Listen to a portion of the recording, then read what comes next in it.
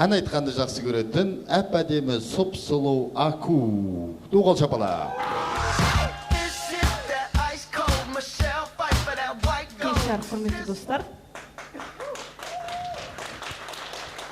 Біз барлығымыз караоке залда жиналып отырмыз. Жалпы көбіміз караокені жақсы көреміз. Менің әңгімем осы караокенің төңірегінде болмақ. Яғни оның ішінде караокеде кайфты бұзатындар. Караокеде кайфты бұзатындар көп негізінде. Солардың ең біріншісі әлбетте ол ішушілер. Олар караокеге келген кезде олар ән айтатын достарымен бірге келеді. Және олар былай деп келеді: сендер ән айтасыңдар, біз ішеміз деп келеді. Содан 2 виски, 300 грамм арақ, 4 пиво, 10-ші ән болып жатыр.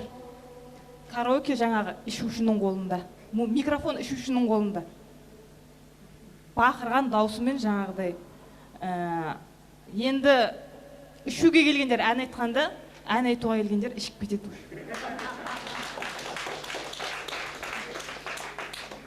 Одан кейінгі екінші типаж ол үндеместер. Олар ән айтпайым деп келеді. Олар шынымен ән айтпайды. Олар үндемейді. Бірақ олар тіске басар жеп қояды.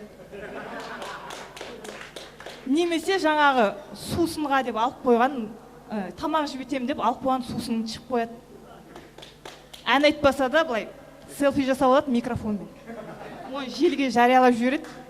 Бір тусовщиктер сияқты. Сосын жаңағыдай ол кейде ән айтпақ түгіл, ол кейде әнді тыңдамауы да мүмкін. Біреу мұңлы ән айтып жатады. Помолимся за родителей. Ол көңілден билеп жүруі мүмкін залды. Одан кейін үшінші ол кедейлер. Олар енді шын мәнінде олар кедей емес, олардың репертуары кедей. Олардың бір коронный 2-3 әні болады. Даусы келетін, тональность жететін. Енді өзіңіз танып отырған шығарсыз Ерлан аға. Ана бір «Un momento» деген әнін бір о деп қарсылап жүрсек, 2003-тегі видеосында да жүр солар. Сол олар әннің сөзін жаттап, әннің сөзін қоя бергенде олар оны каталогтағы номерін жаттап алған. Баратта 23:42 деп айта салады, болды. Төртінші типаж ол эгоисттер. Олар енді караокенің ана каталогының түбіндегі бір ескі ағылшынша немесе итальянша әнді тауып алып айтады. Жалғыз өзі рахаттанып. Оған қосыла алмайсың, өйткені білмейсің ол әнді. Енді сосын бірақ енді олар шынымен жақсы айтып тұрады. Бірақ сен жақтырмай ішің күйіп, тез бітсе екен деп отырасың күтіп. Сосын енді ән біткенде деп сол бір шапалақ ұрып қоясың. Енді сіздердің шапалақтарыңыз сылбыр болмасын бірақ. Бірақ кейде мен эгоисттер түсінем. Өйткені бір кейде бір жақсы бір әнді бастан аяқ өзің бір айтып шығайын десең, немесе дұрыстап айтайын десең, халявщиктер екінші микрофонды алып алып, барылдаған даусымен қосыла кетеді. Енді олар сенімен бірге үндесіп, ең болмаса бірге айтса жақсы ғой дейсің.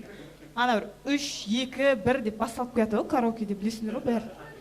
Сол кезде деп. Ана нумерация жүрген сайын, сол әрқайсысымен бастап отырады. Немесе арт жағында қалып қояды, оны бэк-вокал ұқсап. Одан кейінгі типаж ол бақытсыздар. Олар жаңағы жігіті тастап кеткен өмірге ызалы қыздар.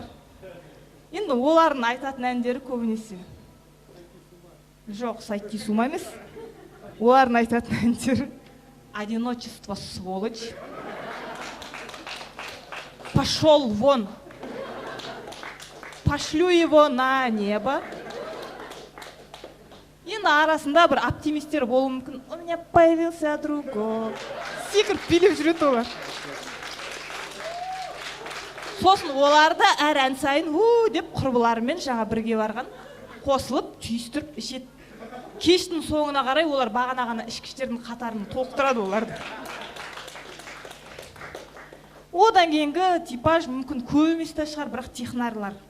Ондайлар бар, оларға аппаратура да жақпайды, звук та жақпайды, дауыс жетпетсе, тональность дұрыс емес деп қойды. Сосын ана аппаратура настройкасын шоп-шоп бүлдіртпейді бәрін. Сосын қызыл өрігің вальс болып кетеді, бір қарасаң.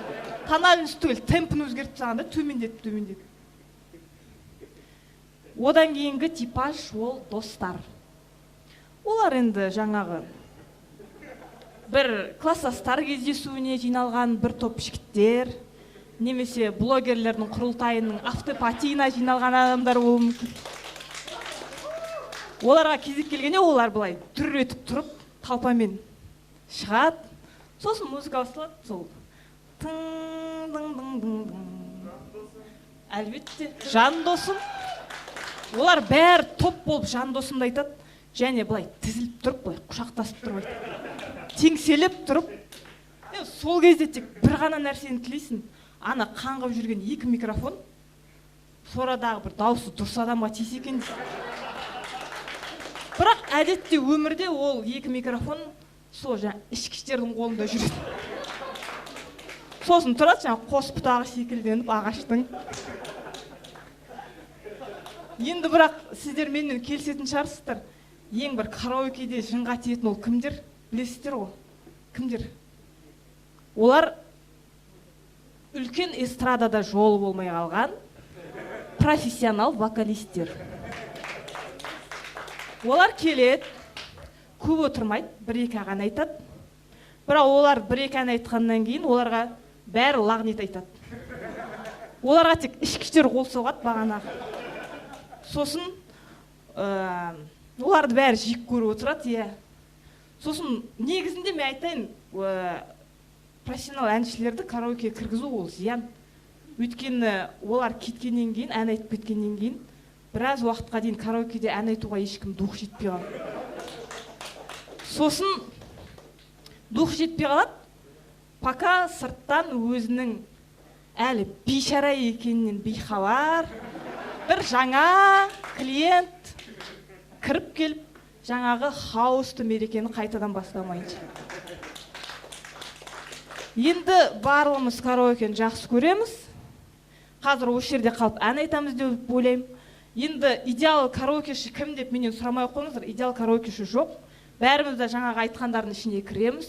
Бір-біріміздің кайфымызды бұзамыз. Мойындамасаңыздар, қазір қалыңыздар, кімнің кім екенін сол кезде көреміз. Рахмет.